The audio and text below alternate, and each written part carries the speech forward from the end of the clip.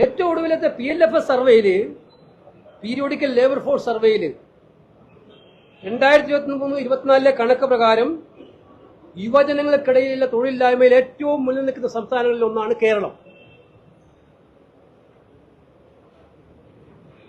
15-19 വയസ്സിൽ പ്രായപരിധിയുള്ളവരിൽ 29% തൊഴിലില്ല എന്ന് പറയുന്നത് NSSO സ്റ്റാറ്റസ് ആണ്.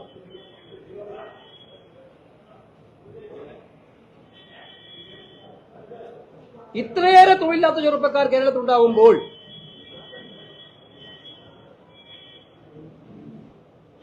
$33,000 പേരെയാണ് വർഷം തോറും താൽക്കാലികമായി നിയമിക്കുന്നത്.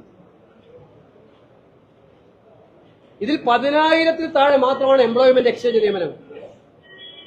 ബാക്കി 23,000 നിയമനങ്ങളും സ്വന്തക്കാരെ, ബന്ധുക്കളെ, സഹപ്രവർത്തകരെ തിരികെ കയറ്റാൻ വേണ്ടിയുള്ള താൽക്കാലിക നിയമനങ്ങൾ. ഈ പാവപ്പെട്ട ചെറുപ്പക്കാര് പാടുപെട്ട് കഷ്ടപ്പെട്ട്